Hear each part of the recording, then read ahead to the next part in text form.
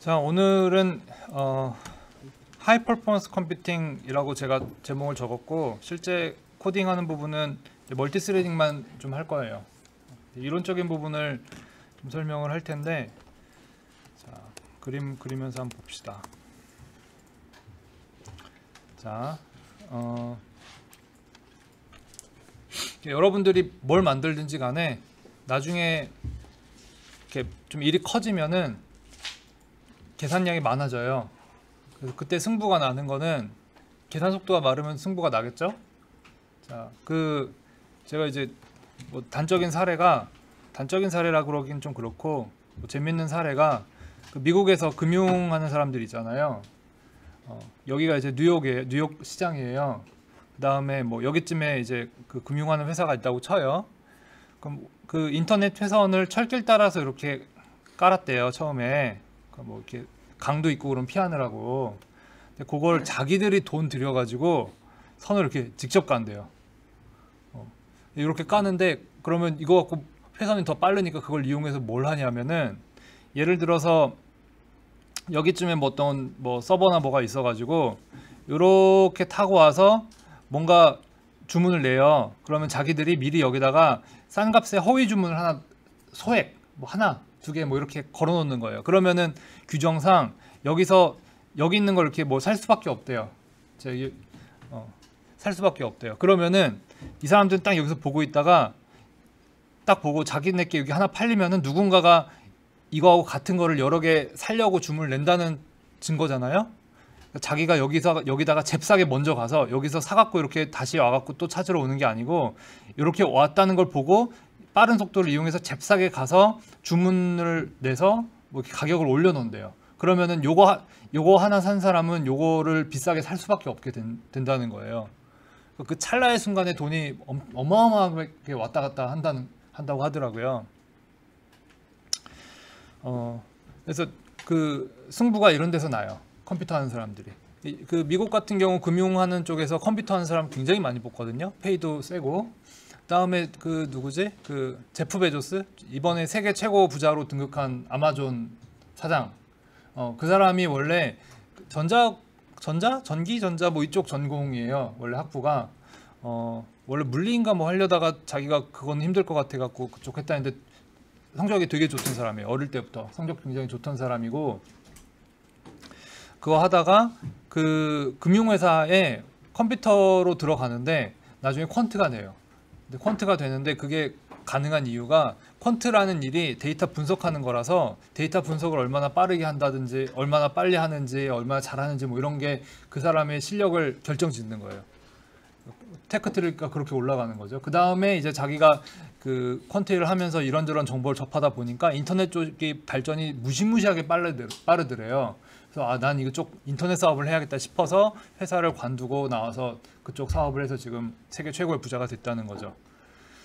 자, 그래서 그 프로그래밍을 할 때 데이터량이, 여러분들이 이제 뭔가 일을 많이 하면 할수록 데이터량이 많아지고 그다음에 연산이 복잡해지고 하면 할수록 속도 빠르게 하는 게 굉장히 중요한 일이 돼요. 간혹 그 이제 프로그래밍 레벨에서 속도를 빠르게 하려고 하는 사람들도 있어요. 최적화, 뭐 하드 코딩을 많이 하면 좀 빨라지더라. 그 다음에 내가 이렇게 하고 했다가 이렇게 바꿔놓고 나니까 뭐 미리세컨드가 빨라지더라. 뭐 이런 식으로 해서 열심히 최적화하는 경우가 있는데, 그런 방식은 좀 권장하고 싶지가 않아요. 자, 왜 그런지 한번 이유를 봅시다. 자, 하드웨어 구조를 한번 볼게요. 자, 마더보드, PC. 여기 뭐 사진 많이 있네. 사진들이 많이 있죠. 자, 보면 여러 가지 종류 여기저기 있는데, 보자. 요 금색 얘는 뭘 것 같아요? 좋아 보이죠, 요거. 요거 그냥 발열 처리해 주는 거예요. 발열 처리. 제가 대학 때 이쪽 관련해서 전공하시는 교수님 얘기를 들었는데, 그 CPU 속도가 빨라지면 발열이 많아지겠죠? 발열이 많아지면 그걸 다시 줄이기 위해서 뭐 이런저런 노력을 해서 줄이고, 그 다음에 다시 빨라지면 또 올라가고 해가지고 이 히트싱크가 굉장히 중요하대요. 여러분들 PC에서 가장 시끄러운 부분이 뭐예요? 팬이죠, 팬이죠. 그 다음에 이게 CPU 자리 있고, 여기가 CPU 자리고, 그 다음에 보자. CPU 옆에 있는 게 메모리겠죠? 메모리 슬롯. 여러분들 요 메모리 슬롯, 메모리 꼈다 뺐다 하는 거라서 뭐 PC 한 1, 2년 쓰고 나면 약간 부팅이 잘 안 되고 이런 경우가 있거든요. 그러면 뭐 아버지한테 가서 저 컴퓨터 새로 사야 돼요 이러지 말고 일단 먼지를 털어내고 청소를 한번 하세요. 근데 이 농담이 가능한 이유가 제가 어릴 때는 1년이 지나면 컴퓨터가 구식이 됐어요. 근데 요즘은 1년, 2년 지나서 여러분들 못하는 거 있어요? 하다못해 게임도 돌아가요. 옛날이라는 게 제가 대학생 때 20년 전에 그때는 진짜 하루가 다르게 PC가 빨라졌어요. 근데 여러분들 지금 노트북 하나 사면은 한 4년 대학 졸업할 때까지 쓰죠. 근데 갔다 와서도 할걸요? 숙제하고 뭐 이런 데 문제 없잖아. 뭐 그래픽스는 모르겠지만 뭐 전혀 문제가 없거든요. 그 이유가 제가 어디서 최근에 들은 얘기인데 그 실리콘, 그러니까 모래죠, 모래에서 뽑아낼 수 있는 컴퓨팅 파워는 다 끌어냈다 이런 얘기가 돌더라고요. 이해할 수 있어요? 그 CPU 이 반도체를 기본적으로 만드는 게 실리콘이잖아요. 실리콘밸리 그러잖아요. 그게 모래에서 나오거든요. 그걸 이용해서 그 재료로 만드는 CPU의 성능은 이제 옛날처럼 그렇게 빠르게 올라가지 않을 거다 이 얘기예요. 그 얘기예요. 그 다음에 뭐 하드디스크도 그렇고 메모리도 그렇고 옛날에는 하루가 다르게 가격이 떨어졌어요. 신제품 나오고 떨어지고 신제품 나오고 떨어지고. 근데 요즘에는 SSD 같은 거는 가격 하락이 그렇게 크지 않아요. 왜냐하면 신기술이 안 나와서 그래요. 많이 옛날처럼 막 이렇게 막 급격하게 좋아진 시기가 아니에요. 그래서 자 다시 옛날 방식으로 돌아가 봅시다. 자 컴퓨터 구조를 한번 보면은 자 컴퓨터 구조 뭐 뻔하죠. CPU 있고 그다음에 메모리 있고. 자 여러분들 비주얼 스튜디오나 뭐 이렇게 프로그램을 만들어요. 그럼 exe 파일이 하나 나와요. 그럼 exe 파일이 나오면 어디에 저장돼요? 하드디스크에 저장되죠. HDD 혹은 뭐 솔리드 무슨 뭐 그럼 SDD? 솔리드 스테이트 디스크? 뭐 약자 SDD인가?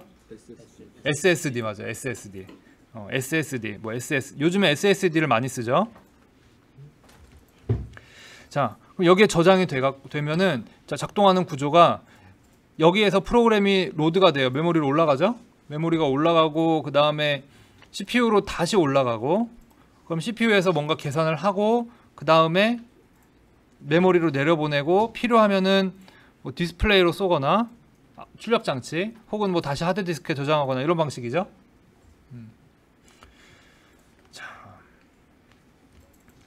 자 여러분이 어떤 작업을 하는데 뭐 예를 들어서 한 1억 명의 데이터를 뭐 처리한다고 쳐요. 그럼 그걸 2배로 빠르게 하고 싶어. 그럼 가장 쉽게 생각할 수 있는 방법, 여러분들이 경영자다 그러면 아 PC 한 대 더 사. 요거겠죠? PC 한 대 더 사. 근데 얘네 두 개가 데이터를 주고받아서 뭔가 하나의 일을 해야 될 거 아니에요. 협력을 하려면은. 자, 그럼 어떻게 해야 되겠어요? 얘네 사이에 어떻게 통신을 해야 되겠죠? 자, 통신을 하는데 보통 뭐 요즘에는 인터넷 많이 TCP/IP 통신 많이 쓰고 그 다음에 뭐 직접 연결하는 케이블 사용하는 기술들도 여러 가지가 있거든요. 그런 걸 되게 많이 썼어요. 그래서 여러분들 뭐 그 무슨 뭐 SF 영화 이런 데 보면은 꼭 서버실에 침투하면 이렇게 PC들 잔뜩 있죠. 걔네들이 전부 선으로 이렇게 연결되어 있는 거예요. 자, 이 마더보드 구조를 보면은 CPU랑 메모리는 항상 이렇게 붙어 있어요. 가장 가까이 있어요. 왜 그럴까? 각각 통신을 많이 하니까, 바쁘니까. 반대로 그 하드디스크나 뭐 SSD 연결하는 그 케이블 꽂는 데가 뭐 좀 멀리 있을 거예요. CPU나 뭐 이쪽에 좀 떨어져 있어. 어디 있나? 3핀 팬 커넥터고. 못 찾겠네. 그 케이블로 이어져 있죠. 하드디스크 이렇게 꽂는 거는. 그 뜯어본 사람 있어요? 그 여러분들 하드웨어 관리할 줄 알아야 돼요. 그거. 왜냐하면은 뭐 그러니까 여러분들이 진짜 돈이 많아가지고 그냥 PC 고장나면 새로 사지 뭐 이럴 수도 있어요. 근데 윈도우즈 설치하고 OS 설치하고 뭐 하는 시간이 가거든요. 여러분의 시간은 돈으로 그 대응이 안 돼요. 돈으로 살 수가 없어요. 그래서 고쳐 쓸 수 있으면 고쳐 쓰는 게 훨씬 좋은 거예요. 하여튼 그 어차피 느리기 때문에 하드디스크하고 메모리하고 CPU가 통신해서 왔다 갔다 하는 거 어차피 느리니까 굳이 뭐 가까이 붙여둬야 되겠다 이렇게까지 생각은 안 하는 거예요. 자, 근데 보세요. 통신 속도가 요 칩에서 왔다 갔다 하는 게 보드에 있는 뭐 어떤 선을 타고 왔다 갔다 하는 게 훨씬 빠르겠죠? 당연한 거 아니에요? 그 차이가, 근데 여기서 PC 간의 통신을 하기 위해서는 인터넷도 깔아야 되고 동기화도 시켜줘야 되고 뭔가 할 일이 많거든요. 그래서 많이 느려요. 많이 느려요. 근데 PC 한두 대로 도저히 감당할 수 없는 규모일 땐 병렬로 가는데 옛날에는 이렇게 할 수밖에 없었고 요즘에는 CPU 하나에 코어가 여러 개 들어있는 구조로 가고 있어요. 그러니까 옛날에는 CPU 하나가 빨라지는 걸 추구했거든요. 그러니까 병렬 처리를 할 때도 오히려 PC를 여러 개 붙이는 방식으로 갔는데 하다 보니까 CPU 하나가 빨라지는 게 한계가 오니까 CPU 하나에다 코어를 여러 개 박아넣기 시작했어요. 자, DX. 자, 요게 그 디렉트X에서 제공해주는 진단 도구인데 여기 보면은 인텔 코어 i7 6500 있고 4CPU라고 나오죠. 4CPU. 그런데 보세요. 요게 메인보드 구조거든요. 그 다음에 제가 아까 발열 얘기했죠. CPU 하나당 여기 뭐 히트싱크 있고 팬 이만한 거 돌아가고 난리인데 그러면 CPU가 진짜 4개가 있으면은 감당이 될까요? 감당이 될 것 같아요? 안 돼요. 그 팬 소리 때문에 시끄러워서 수업을 못 해요. 그런 PC로 여기 꽉 차 있다 그러면은 그런 구조가 아니거든요. 그럼에도 불구하고 여기 보면은 4개라고 써 있죠. 당당하게 4CPU라고 돼 있죠. 요거는 CPU 하나에 코어가 여러 개 들어있다는 얘기예요. 코어가 여러 개 들어있다는 얘기예요.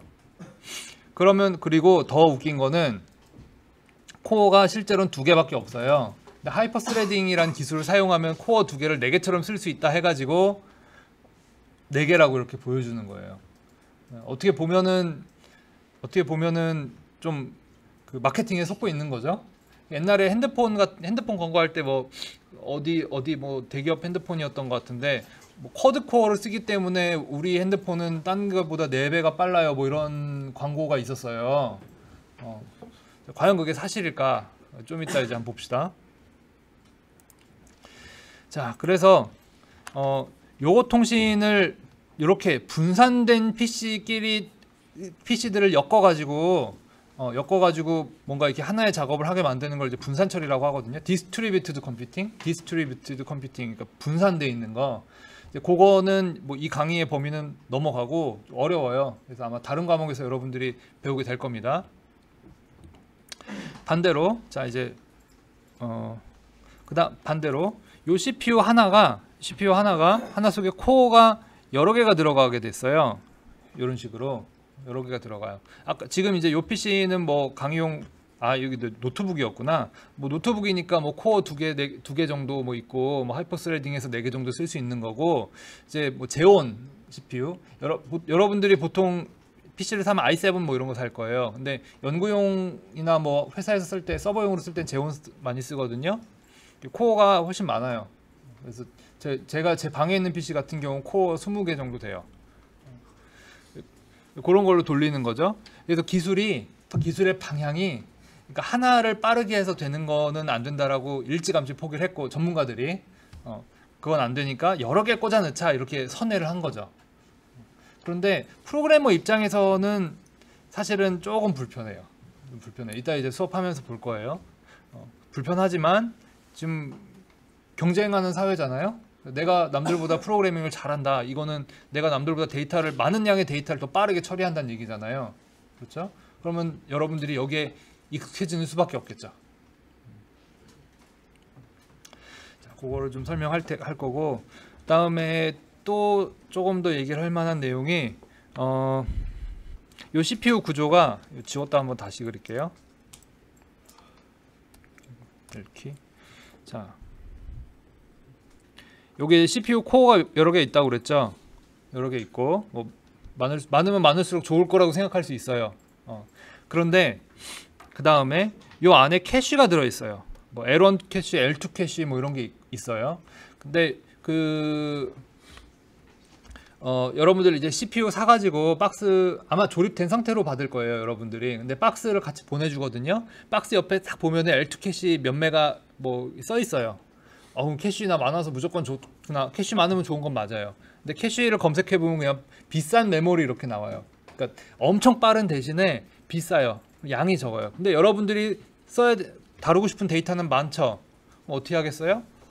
그때그때 필요한 것만 골라서 올리는 거거든요. 그 다음에 캐시 메모리는 한정되어 있는데 코어가 여러 개예요. 어떻게 되겠어요? 거기 그래서 코어 여러 개가 최근에 나오는 인텔 CPU는 보니까 코어가 따로따로 캐시를 갖지는 않고 나누어서 쓰더라고요. 자기들끼리 이제 많이 쓰는 애가 좀 많이 쓰고 뭐 이런 식으로.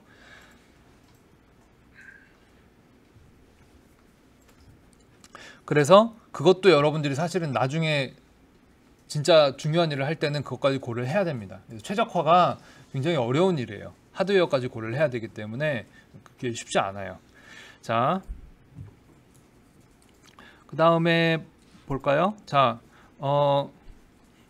지금 아까 제가 이제 그림을 그릴 때 하드디스크에서 뭔가 데이터를 갖고 오고, 프로그램도 데이터죠. 갖고 오고 메모리에 올렸다가 캐시에 올라가고, 캐시에서 또 L3, L2, L1 올라갔다가 코어 돌고, 작업이 끝나면 다시 내려와 갖고 메모리에 저장하고 출력 작업하거나 뭐 이런 식으로.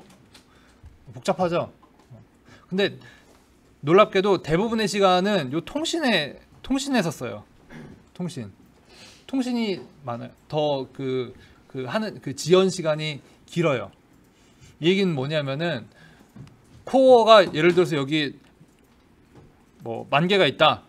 예를 들어서 CPU에 그럼 무조건 빨라질 것인가? 그렇지 않다는 거예요.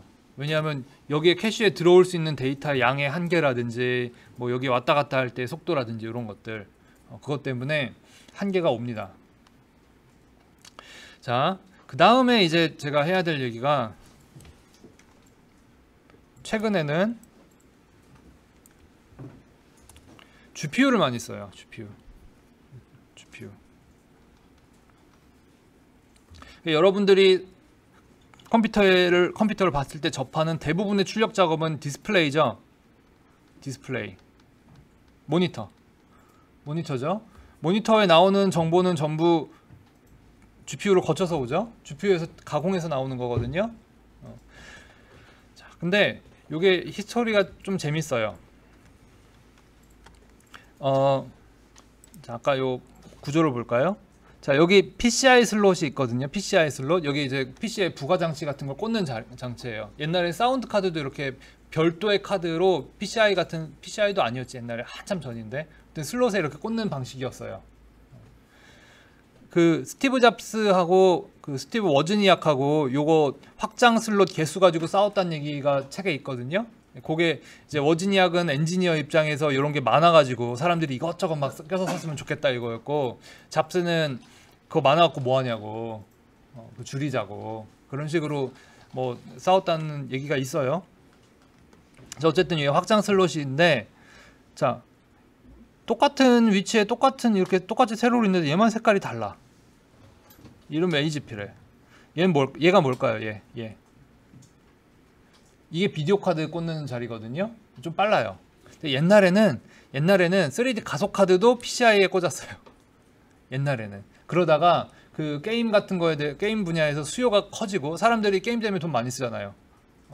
그 다음에 분야도 커지고, 그러니까 게이머들이 돈 내줘서 이 비디오 카드 업계를 키워준 거예요. 모든 사업은 그래요. 여러분들이 돈을 조금씩 내주면 그 분야가 커요. 돈을 어디에 낼지 잘 선택하세요.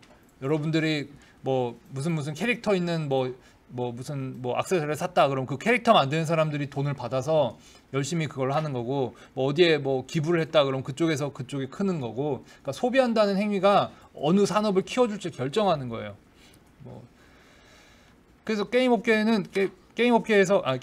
쪽에서 결국 가장 돈 잘 버는 데가, 게임 회사들도 잘 벌지만 비디오 카드 회사가 많이 컸어요. 엔비디아, 그 다음에 ATI, 그 두 개 회사가 양대 산맥이었는데 ATI사는 엔비디아한테 밀렸고 결국은 AMD에 팔렸어요. AMD가 ATI를 갖고 있어요. 그 CPU 만드는 회사가 딱 뭐 두 개죠. 인텔, AMD 두 개. 그다음에 그런 얘기도 있어요. 인텔이 AMD가 망하면 자기들이 독점법에 걸리기 때문에 경쟁 회사가 없으면 독점법에 걸려서 되게 골치 아파지거든요, 미국은. 그래서 AMD를 살려준대요, 일부러. 뭐 그런 얘기까지 있어요. 그래서 뭐 엔비디아 입장에서도 ATI가 비슷할 것 같고. 자, 그래서 요 특이한 슬롯, 요게 비디오 카드가 그렇게 과다하게 발전이 된 거예요. 자, 메인보드 PC 다른 사진을 보면은 뭐 보자. 여기 히트싱크 무시무시하게 큰 거 있죠, 이거. 그다음에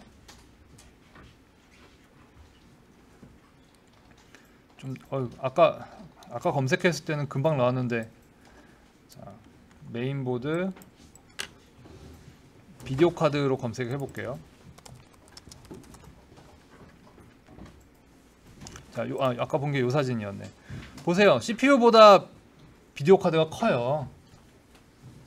그리고 요즘은 CPU보다 비디오 카드가 비쌀 것 같아요, 쌀 것 같아요? 비싸요. 역전됐어요.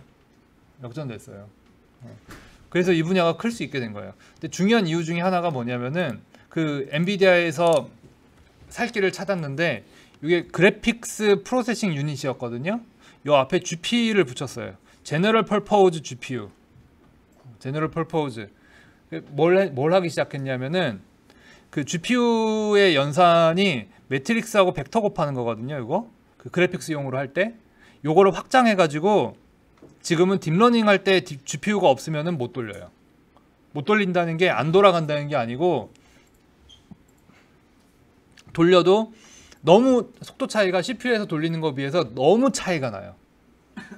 진짜 너무 차이가 나요. 뭐 여러분 생각할 때 이제 수업 시간에 깨작깨작 하는 거 정도는 돌아가겠지, 나 GPU 안 사고 딥러닝 공부할 수 있겠지, 이럴 수 있는데, 이 분야는 진짜 뭐 그 토익 example 하나 돌리는데도 GPU가 없으면은 차이가 너무 한 10배 이상 나요.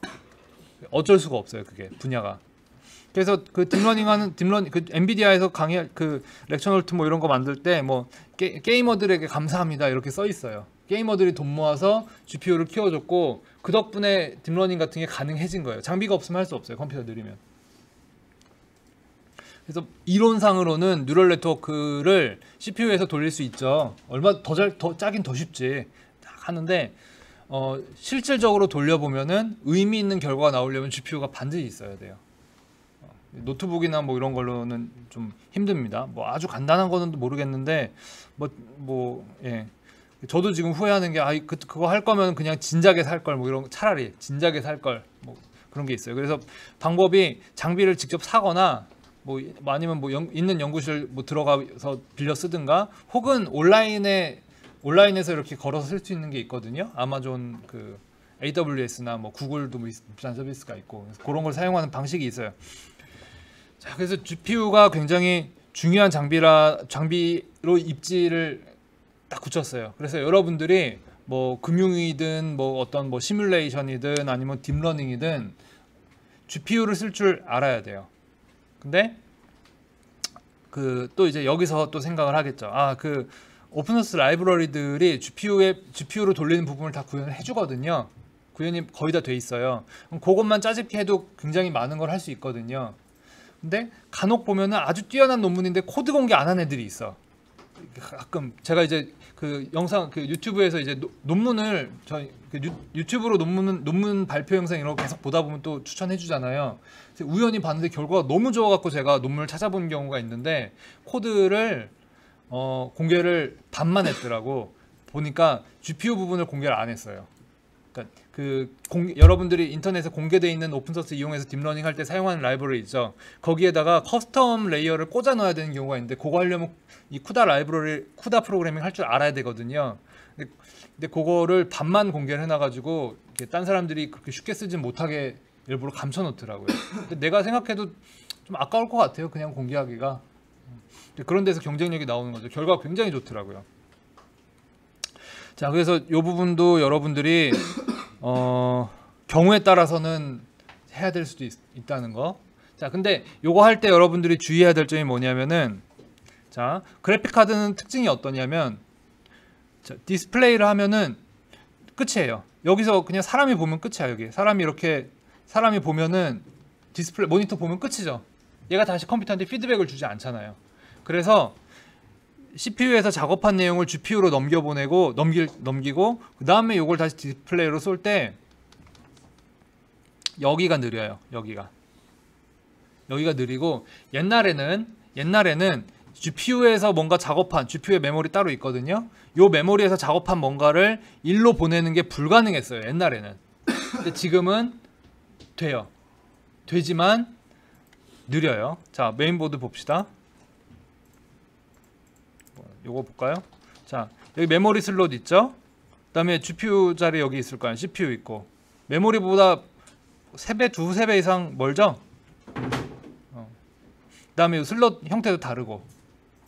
아마 우리가 모르는 여러 가지 이유가 있을 거예요. 그래서 기본적으로 GPU를 가지고 작업을 할 때는 얘한테 데이터를 보내주면 느리다.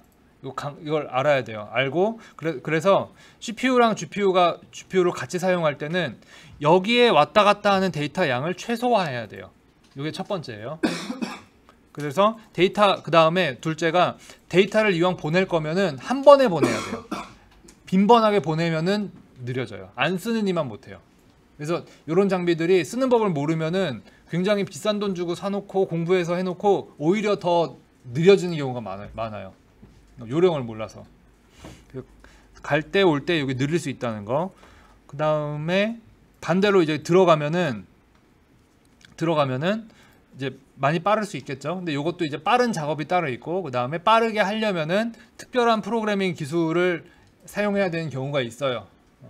뭐 간단한 사례에 대해서 오늘 이제 하나 얘기를 할 거고요. 그 다음에 그럼 GPU가 왜 빠르냐? 일단 여기 아까 코어 있죠. 코어가 CPU에 있는 거는 뭐 그냥 제가 가장 많이 본 게 한 20개 정도였거든요. 20개 뭐 30개? 그러니까 CPU 2개 꽂아서 40개 만들어 쓴 적이 있었는데 여기는 기본적으로 스레드를 수천 개를 돌릴 수가 있대요. 뭐 그렇게 최적화를 해놨겠죠. 그게 한 가지가 있고, 그다음에 둘째로 이 CPU하고 메모리가 데이터를 주고받는 게 굉장히 중요하거든요. 요 속도가 더 중요하거든요. 어떻게 보면은 그게 엄청나게 빠르대요. 요 코어하고 GPU 메모리 간의 통신 속도가 엄청나게 빠르대요. 기술적인 부분은 전자 관련된 거라 제가 거기까지는 잘 모르겠는데 프로그래밍 할 때 주의할 점들은 여러분들이 사전에 알아야 될 내용들은 요게 느리다는 거, 그게 하나가 있고, 그 다음에 아까 그 메모리 스펙 다시 볼까요? DX. 지금 요 PC에 요 노트북에 메모리가 보자 16기가 정도? 16기가 정도? 제가 이제 연구용으로 쓸 때는 그 PC용 메모리는 싸죠. 삼성 뭐 하이닉스 뭐 이런 데 만들어 주잖아요. 싸잖아요. 반도체 전쟁도 뭐 얘기가 있는데 싸가지고 제가 연구 한창 할 때는 100기가씩 꽂아갖고 썼어요. 모든 걸 다 PC에서 돌려버리려고. 지금 생각하면 엄청 무식한 생각이었는데, 근데 GPU 메모리는 훨씬 비싸요. 훨씬 비싸고 뭐 그걸로 장사하겠죠. 그리고 양이 제한이 있어요. 양이 적어요. 그럼 어떻게 하느냐? 방법은 하나죠. 잘라가지고 필요한 것만 올려서 보내고, 그거 끝나고 나면 다시 다른 부분 또 잘라서 보내고, 이런 식으로. 자, 이 부분은 뭐 적당히 얘기를 한 것 같고요. 자,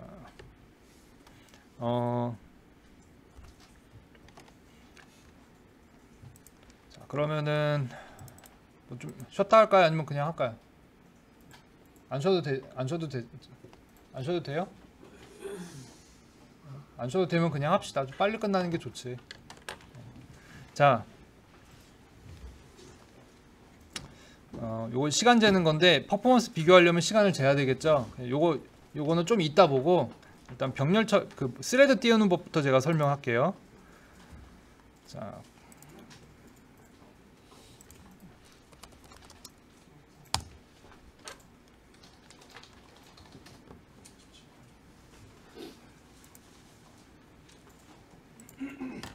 작업하던 코드가 있으면 좋은데. 뭐 하나 있네.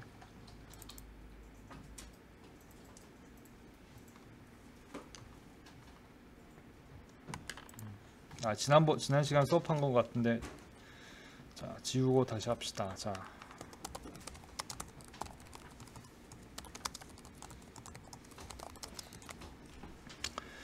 기본적으로 여러분들이 지금 뭔가 실행을 시킨다.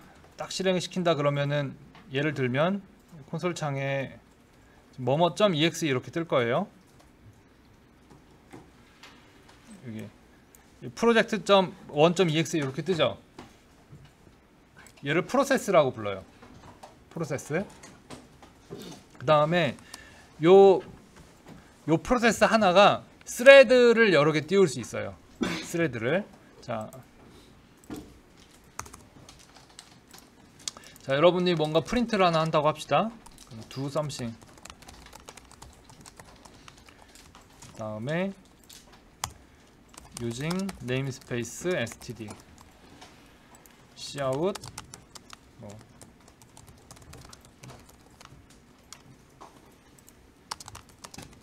자, 이렇게 뭔가 한다고 쳐요. 자, 그러면 여러분들이 보통 작업을 할 때 이렇게 해서 프로세스에서 메인 프로세스에서 이렇게 작업을 하죠. 자, 이런 식으로.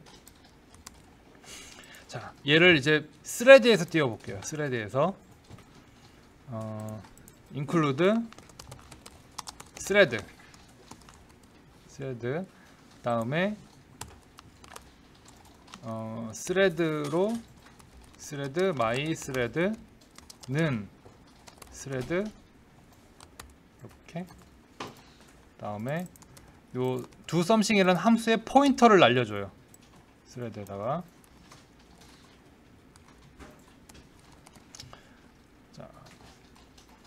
하나만 하면 보통 멀티 스레딩을 할 때는 멀티 스레딩이죠. 스레드를 여러 개 쓰려고 하겠죠. 하나 하려고 하는 게 아니고 동시에 여러 개를 하고 싶은 거잖아요.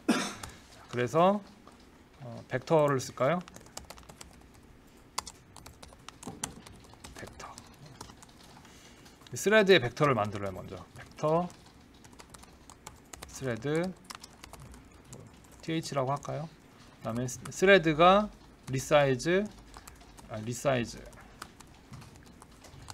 스레드 뭐 아까 CPU가 뭐 4개라고 그랬으니까 4개를 할까요?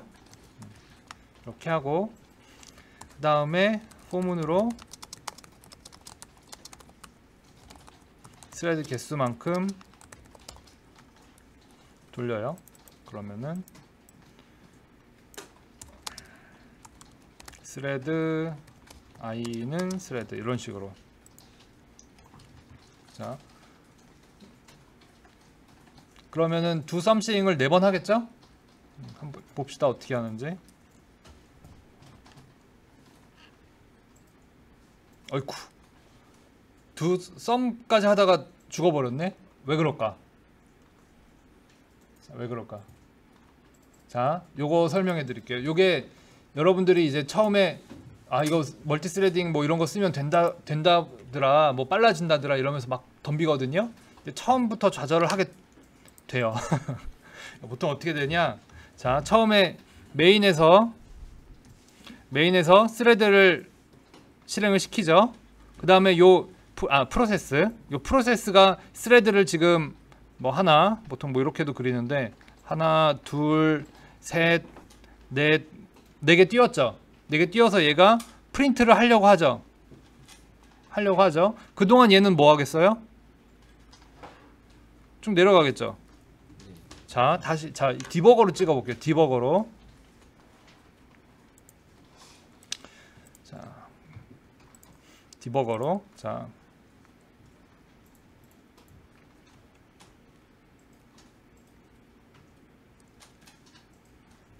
그리고 창도 중요하니까 여기 놓고. 자, 아이고, 시작하자마자 중단 뭐 런타임이 떠버리네. 잠깐 요거 중단 다시 할게요. F10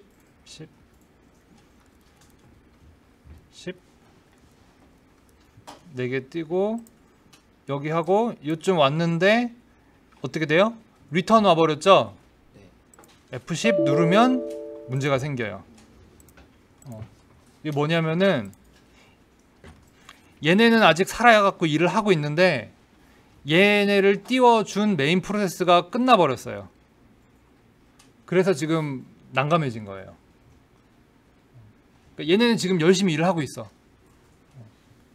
열심히 일하고 일 시켜놓고 자기 나 할 일 끝났어 이러면서 죽어버리니까 얘네가 난감해진 거죠. 자, 그러면 어떻게 해야 되느냐? 얘네가 끝날 때까지 기다려줘야 되겠죠? 끝날 때까지. 자, 그 명령어가 thi.join이에요. join. 이렇게 하면은 기다려요. 기다려줘요.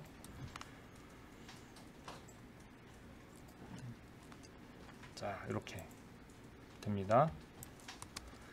다음에 한 번 더 시켜볼까요? 그 다음에 뭘 해볼 수 있을까? 자, 여기 이제 지금 모두 똑같이 두 썸씩 같은 출력하는 같은 일을 하고 있죠. 좀 다른 일을 시켜봐야 되지 않겠어요? 뭐 서로 같은 일만 시킬 거면은 굳이 할 필요가 없잖아요. 그래서 인티저를 하나 입력을 받고 인티저를 출력을 해볼게요. 뭐 서로 다른 숫자를 출력하도록 하면 되겠죠. 자, 파라미터를 넣으려면은 넣어주려면 여기다가 뭐 i를 파라미터로 넣어줄게요. 그러면 0번째 스레드는 두 썸씩 0 출력할 거고 1번째 스레드는 뭐 1 출력하고 이런 식으로 서로 다른 숫자를 출력하겠죠. 자, 한번 해볼게요.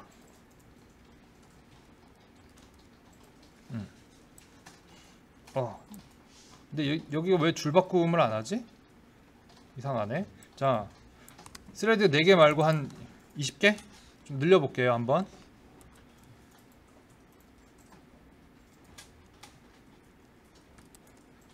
어휴, 좀 뭔가 엉망이네? 이거 왜 이래요? 스레드가 더 많아지면 더 엉망이 돼요. 이거 왜 이럴까? 동시에 일을 하니까. 그 다음에 그러니까 한 스레드가 여기까지 출력했을 때 다른 스레드가 출력하려고 들고 그 다음에 또 딴 애가 끼어들고 막 하니까 난장판이 된 거예요. 근데 멀티 스레딩은 이런 일이 항상 있어요. 근데 이 경우에는 지금 하나의 디스플레이, 하나의 모니터를 두고 여러 개의 스레드가 경쟁을 하는 구조죠. 경쟁하는 구조죠. 그래서 그런 구조에서 지금 이렇게 문제가 된 거예요. 문제가 된 거고. 자, 그러면은 Cout은 여기까지 오고 나면 다시 다른 스레드가 끼어들 여지가 있는데 printf는 한 번에 찍거든요. 그러니까 printf는 출력하기 시작할 때 자기가 디스플레이를 독점해요. 콘솔 창을 독점하고 자기가 다 찍고 나서 해요. 근데 뭐 그게 중요한 건 아니죠. 왜냐하면 멀티스레딩을 하면서 printf를 그렇게 써대면은 효율이 뭐 안 하는 일만 못해요. 효율 때문에 하는 게 아니고 지금 이 멀티스레딩 특징을 설명하는 겁니다. printf 다음에 d 다음에 뭐 n 넘버.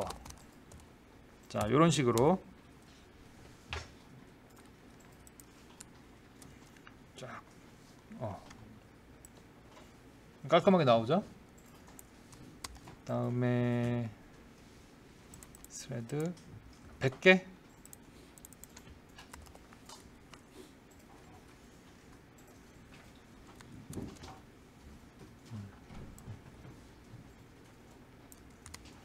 그리고 1000개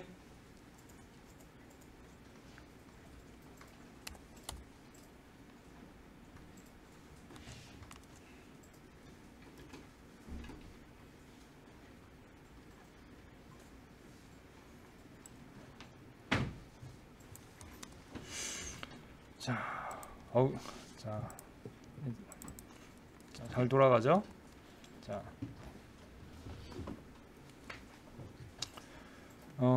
그다음에 원래 하나 더 설명하려고 그랬던 게 얘네가 순서가 뒤죽박죽이 돼야 되는데 이상하게 프린트프로 하니까 한 줄씩 나와버리네요. 자, 요 Cout을 한번 다시 해볼게요. 자, 지금 일부러 문제가 있는 상태로 만든 거예요. 자, 보면은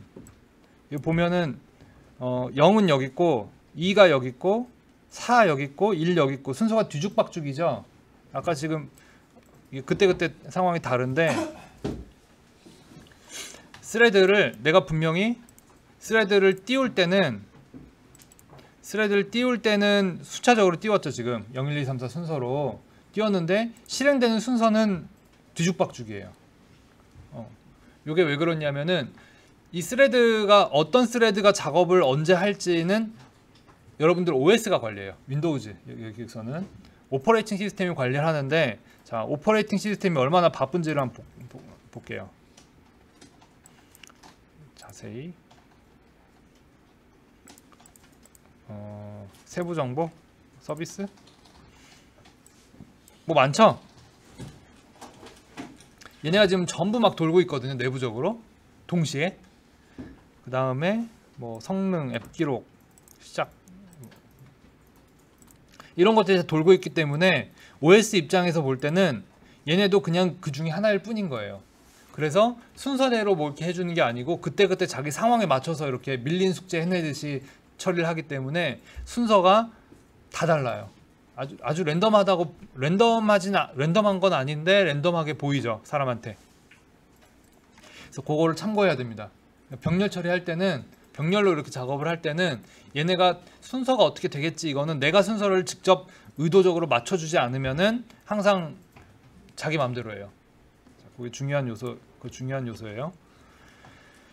자, 그 다음에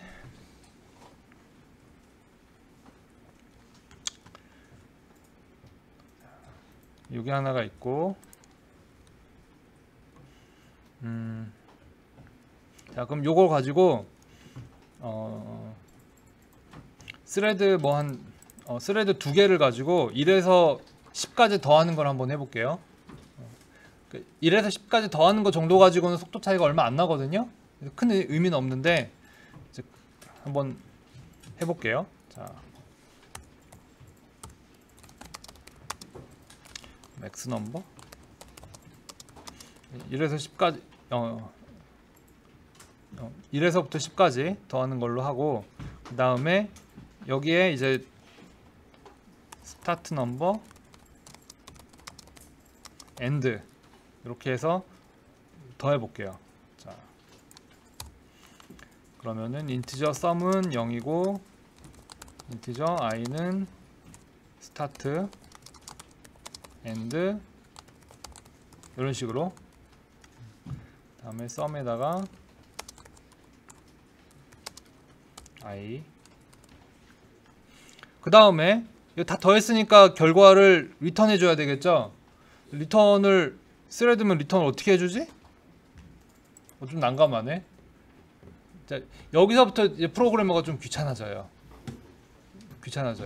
그 각 스레드가 따로따로 메모를 잡거든요. 자, 예를 들면은 지금 스레드 여러 개가 두 썸씽을 같이 호출하죠. 호출에 들어온 다음에 인티저를 정의를 해요. 메모리 잡아오잖아요. 그럼 여러 개의 스레드가 사용하는 인티저 썸이 과연 전부 같을까? 다를까? 전부 다르겠죠. 자기 영역에서 하는 거니까. 그거 굉장히 중요한 요소예요. 자, 그래서 여기다가 썸을 리턴해 줄 수 있게 포인터를 하나 받아요.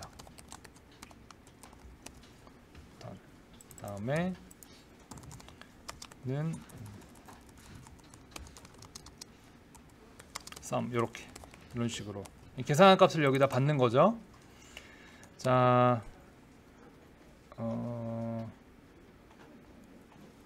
자 그럼 요거를 멀티스레딩을 안 쓰고 한번 돌려볼게요. 자, 안 쓰고 인티저 썸을 여기다 받을 거고, 다음에 do something 1부터 10까지 더하고, 그걸 썸에다가 받는데 썸에 포인터를 넣어주는 거니까 이렇게 하고,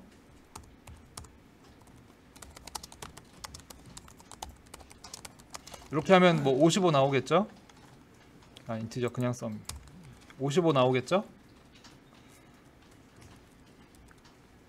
55 이렇게 나오죠. 자, 하나로 할 때는 잘 작동했어요. 자, 그럼 멀티스레딩을 한번 써봅시다. 자,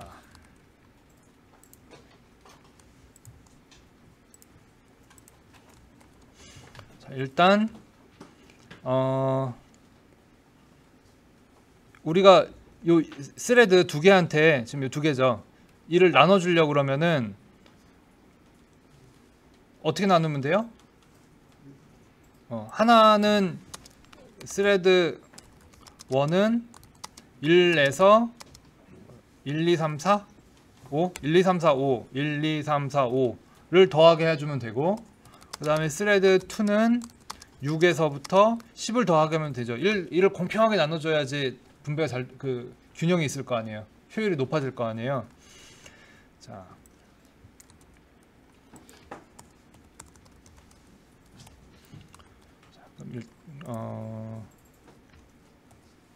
요거를 const 인트저 num thread 해주고, 그럼 여기다가 max number 나누기 num thread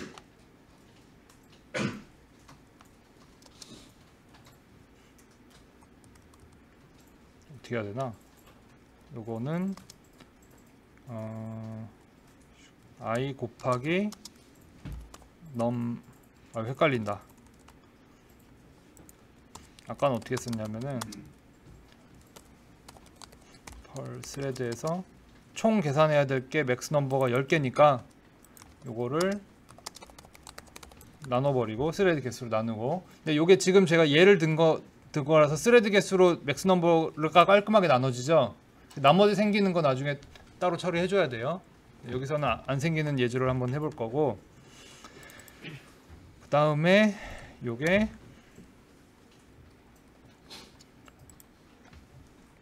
나누면 1이고 헷갈리네. 아까는 0부터 해가지고 1 플러스 i 곱하기 이렇게 하면 되나? 이렇게 하면 돼요? 0이면은 1이고 1이면은 5 해갖고 그렇고, 그 다음에 숫자를 두 개를 넣어줘야 되죠. 파라미터로 스타트 넘버, 엔드 넘버. 요거는 어떻게 돼요?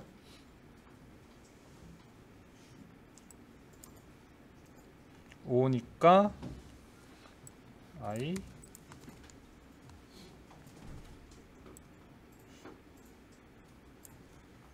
0 i 플러스 1 이렇게 되나? 원래 여기다가 그냥 이걸 더해갖고 하나 빼면 되는데, 자 여기다가 플러스 num per thread 하고 하나 빼면 되죠. 그럼 사실 요게 여기다가 더하기 1에서 곱하기 1하는 거잖아.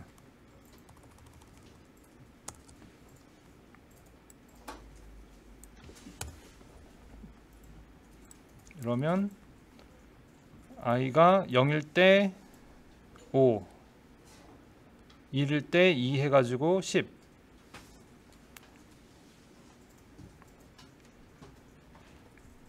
모르겠어요? 범위 요거 범위하고 맞춰주는 거예요. 1, 5, 6, 10. 그러니까 요게 스레드가 0번째일 때는 1, 5 나오고 2일 때는 스레드 2니까 0하고 1이네. 자, 0. 스레드 1에서는 6하고 10이 나오게 맞추는 거예요. 자, 그 다음에 값을 받아야 되죠. 여기 더한 값 받아와야 되잖아요. 요거를 보통 이럴 때 스레드 별로 메모리 따로 잡아줘야 돼요. 그러니까 자 지금 요거랑 차이가 여기서 나요. 얘는 총합을 그냥 한 번에 받아오는 거니까 썸도 하나 해갖고 그냥 넣어서 받아서 출력하면 끝났잖아요. 편하죠. 편하죠. 그 편한데 멀티스레딩 할 때는 이렇게 따로따로 더하는 경우, 이렇게 따로따로 계산한 게 있으면은 이걸 따로 받아서 다시 합쳐줘야 돼요.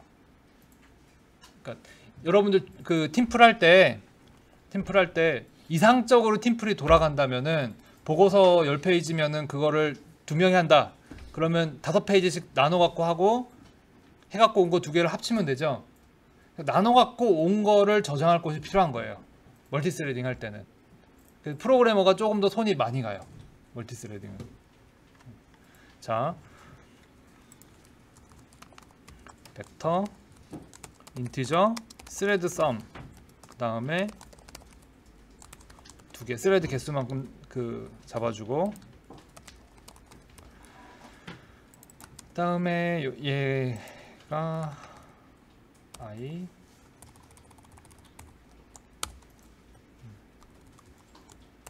자, 이렇게 하면은 결과를 여기 담아 오겠죠. 그 다음에 조인을 하고 나서 이제 결과를 볼게요. 따로따로 더한 게 어떻게 나오는지 한번 볼게요. 그래서 스레드 썸을 출력을 해볼게요.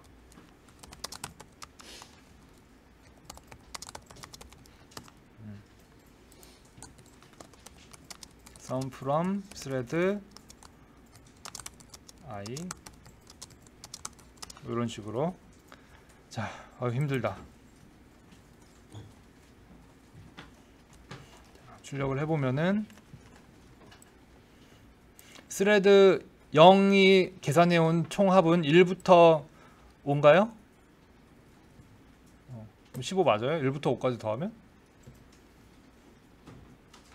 이상한 것 같은데? 맞나?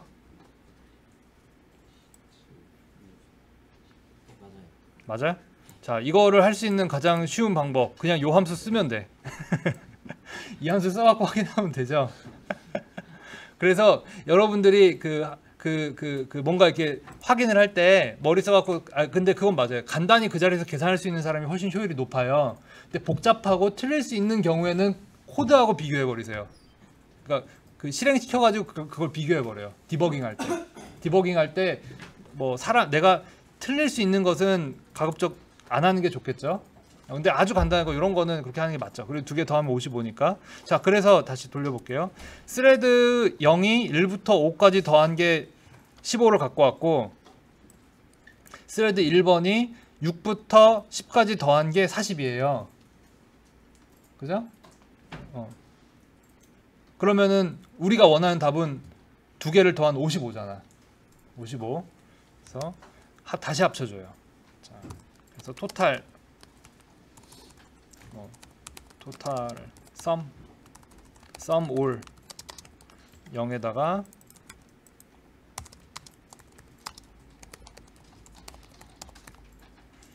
더해주고,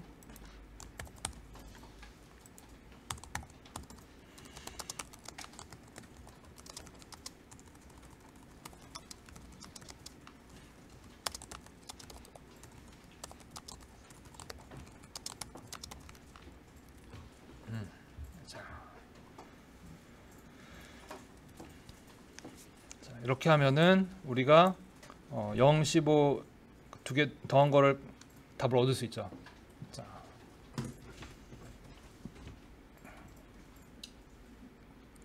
그럼 과연 이게 이득이 될 거냐? 이게 과연 우리에게 도움이 될 거냐? 그건 또 다른 문제죠. 자, 그래서 해봅시다. 자, 일단 요거 위로 올릴게요. max 3, 다음에 sum i,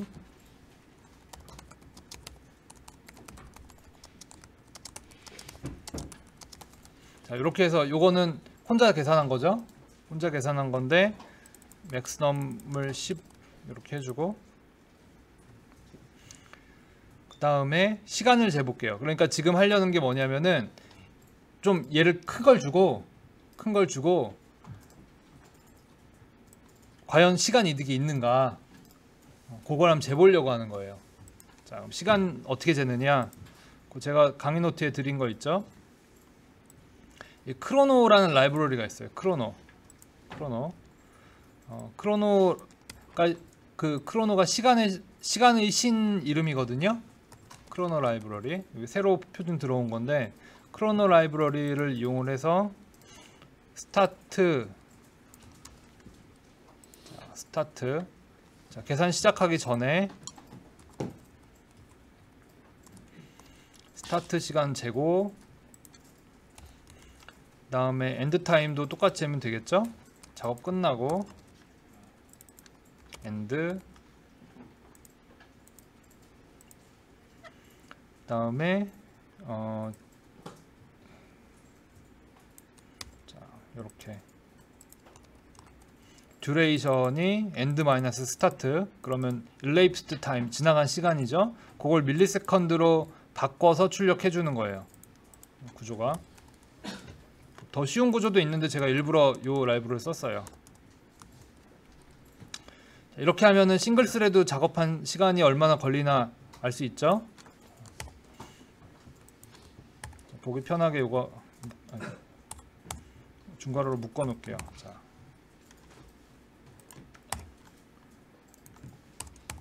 이렇게 하면은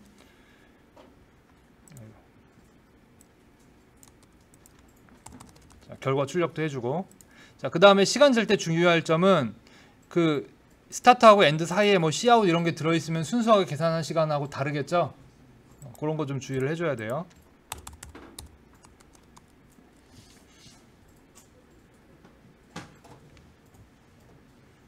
해보면은 아이고 일랩스 타임이 0이네 얘는 거의. 왜냐하면은 우리가 지금 테스트 하려는 게 너무 적어서 그래요. 일이 너무 적어서 그래요. 일을 좀 늘려야 되겠죠. 자, 도대체 몇 개 정도 늘려야 될까? 몇 개 정도? 10만 개. 아까 해보니까 10억 개 정도 해야 되더라고.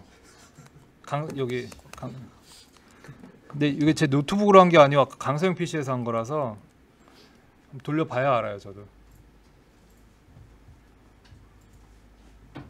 319ms나 걸리네. 3분의 1초 정도인 거죠. 근데 결과가 이상하게 나오죠. 2, 4, 5 이렇게 나오잖아요. 다 더하면 숫자의 범위가 너무 커서 그렇죠. 자, 그래서 아까 해보니까 결과를 롱롱으로 받아야 되더라고.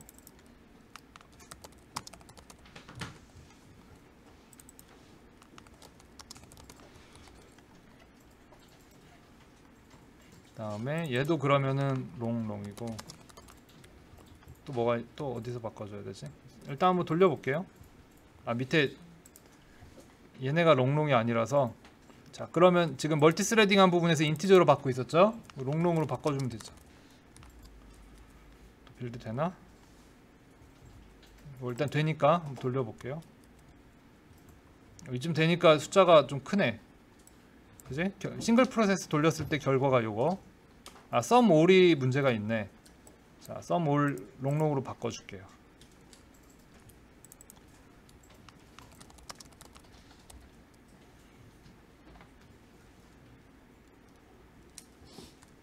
바꿔주니까 일단 결과는 똑같이 나와. 결과 똑같이 나오고, 이제 시간이 얼마나 걸리나 한번 재봐야 되겠죠? 과연 멀티스레딩을 쓰면 더 빨라질 것인가.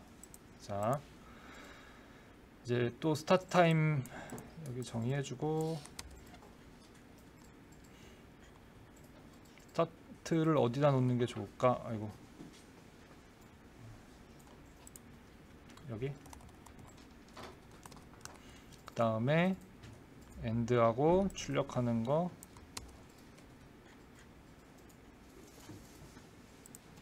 여기. 요거 더하는 것까지 해야 되겠죠? 요거 Cout은 막아 놓을게요. Cout은 너무 오래 걸리니까. 자, 과연 시간 이득이 있을 것인가? 조금 아끼네. 저 사실은 별 차이 안 날 줄 알았거든요. 근데 좀 안타까운 게 있죠. 2배가 빨라지진 않았어요. 2배. 왜 그래요? 뭐 잡다한 일이 많이 붙었죠. 지금 코딩할 때 좀 잡다하게 뭐가 붙었잖아요, 코드가. 그래서 그래요. 자, 그러면 스레드를 혹시 좀 많이 늘리면은 괜찮지 않을까. 자, 요 리사이즈 4로 바꿔볼게요. 맞나? 맞겠. 잠시만요. 스레드 사이즈. 자, 그럼 스레드를 4개 쓰는 거죠. 140. 좀 더 빨라졌어. 좀 빨라졌는데 이제 좀 뭐 반 정도? 이런 식으로. 자, 그다음 그러면 스레드를 그러면 더 많이 하면 어떻게 될까요? 100개.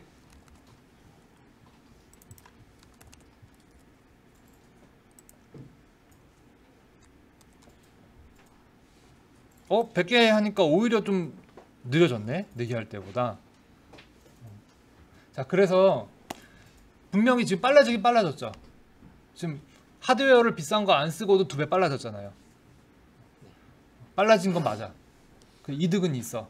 그 다음에 이게 지금 뭐 325ms 대 150ms면은 뭐 와닿지 않을 텐데 한 달 걸릴 일을 2주로 줄인다. 이거는 어마어마하죠. 이해가 가요? 그런 식으로 계산하는 거예요.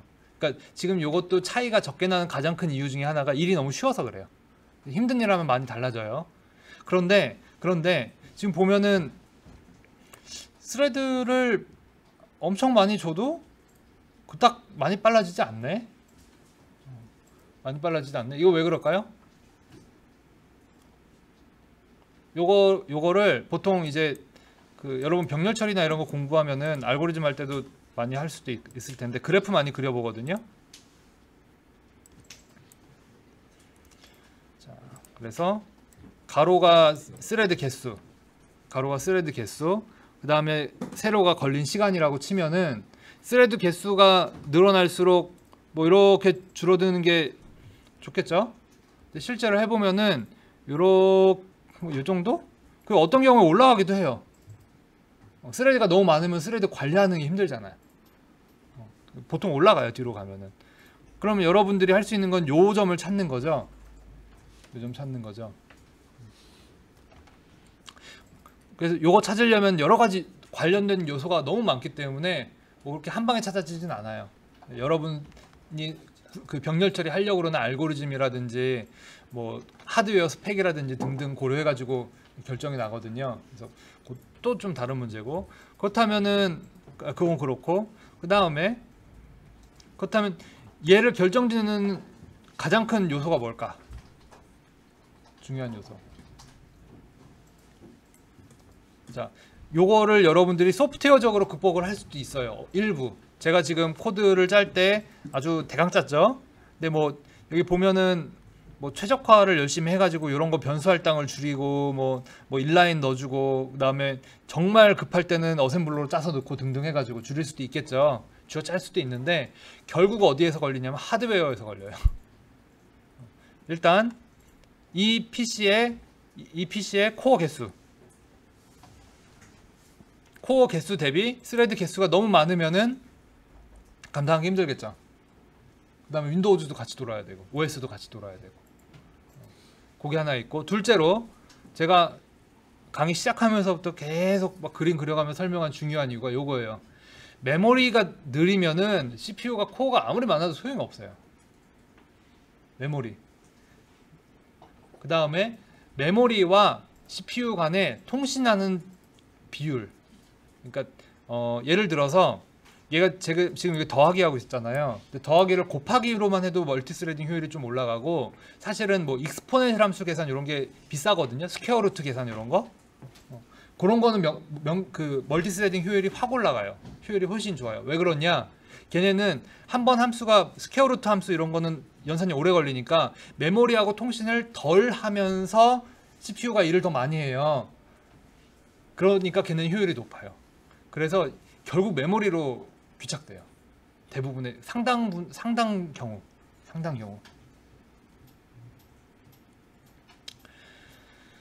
자, 그래서 여기까지 간단하게 자, 멀티스레딩 쓰는 방법을 하나 살펴봤고요. 다음에 조금 이제 그 쉬운 사례가 뭐가 있냐면은 오픈MP가 있어요.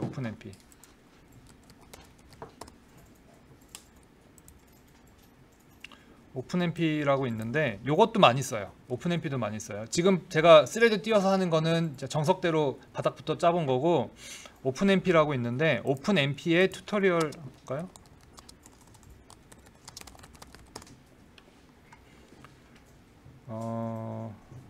뭐 요 문서를 봐도 되고, 간단한 게 있는데 여기 있다. 자, 여기 보면요, 요게 기본적으로 포문에다가 요거 한 줄 추가해 주면은 포문이 병렬 처리가 돼요. 굉장히 편한 게 있어요. 편한 게 있는데 요것도 잘 쓰려면 아까 지금 더하기 할 때도 스레드별로 답을 받아가지고 다시 합쳐줬잖아요. 이런 작업을 오픈MP로 또 짜야 되거든요. 그런 여러분 편할 때는 여러분 그 상황에 따라서, 그러니까 나는 굉장히 큰 시스템이고 진짜 짜투리까지 긁어 모아서 내가 스레드 관리 직접 해서 진짜 빠르게 만들겠다 싶으면은 요거 하는 거고, 아닐 경우에는 오픈MP로 간단하게 짜는 방법도 있어요. 근데 저는 오픈MP를 많이 안 써요. 아주 간단하게 진짜 그래픽스에서 레이 트레이싱 하는 게 레이를 그냥 쏴버리면 끝이거든요. 걔는 리커시브 함수로 갖고 오는 거라 중간에 싱크를 해줄 필요가 없어요. 지금 여러 개를 나눠서 더하고 그 부분 합들을 다시 합하는 거, 그거 싱크하는 거거든요. 싱크로나이제이션, 동기화 해주는 거거든요. 합쳐서 하나의 답을 만드는 거니까 동기화하는 과정인데, 동기화가 없을 때는 오픈MP가 굉장히 편해요. 근데 동기화가 있을 때는 오픈MP도 구현하기가 좀 복잡해집니다. 자, 그다음에 렉처 노트에 뭐가 있나?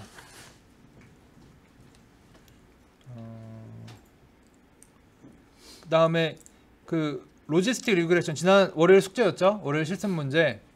그거 보니까 3분의 1 정도가 풀어냈고 3분의 1 중간 풀고 포기한 학생도 한 몇 명 있고 뭐 그렇다고 하더라고요. 생각보다 많이 풀어갖고 깜짝 놀랐어요. 좀 어려울 거라고 저는 생각했어요, 사실은. 나한테 보면은 뭐 익스포넨셜 함수 들어가고 그래서 좀 복잡하죠. 미분도 좀 복잡하고 곱하기 좀 많아지고. 그래서 그거를 빠르게 할 수 있는 유일한 방법이 GPU에서, 그러니까 현존하는 컴퓨터로 가장 싸게 할 수 있는 방법이 GPU에서 병렬 처리 돌리는 거예요. 어떻게? 기본 원리는 이거하고 동일해요. 이런 식으로. 그다음에 내부적으로는 매트릭스하고 벡터 곱하는 거. 매트릭스하고 벡터인데 여러분들 뭐 숙제할 때 하는 4x4 매트릭스, 뭐 3차원 벡터, 4차원 벡터 이게 아니고, 딥러닝 같은 경우도 결국은 뭐 한 100만 곱하기 100만 매트릭스 뭐 이런 거끼리 곱하는 거거든요. 그건 병렬 처리 아니면 답이 없어요. 그러니까 뭐 어느 세월에 앉아서 기다리고 있을 거야. 그렇게 해도 오래 걸려요. 그러니까 여러분들이 또 착각하면 안 되는 게, 이 병렬 처리 기술, 뭐 GPU 이런 걸 사용해서 일주일씩 걸려요. 이해할 수 있어요? 그러니까 여러분들 세대는 이 기술들이 선택이 아니에요. 필수예요. 물론 이제 그냥 내가 직접 구현을 안 하고 오픈소스에 구현되어 있는 걸 갖다 쓸 수 있겠죠. 그렇다 하더라도 이 원리를 모르고 있으면 내가 어디가 병목인지를 못 찾으면 최적화를 할 수가 없어요. 그래서 어느 정도는 할 줄 알아야 됩니다. 선택, 뭐 알고리즘 책 보면 그냥 CPU 하나로 이렇게 되는데, 요즘은 아마 병렬 알고리즘 따로 가르칠 거예요. 뭐 레드블랙으로 뭐 메모리 싱크 피하고 뭐 이런 것들 뭐. 자, 여기까지 뭐 간단하게 멀티스레딩 설명을 했습니다.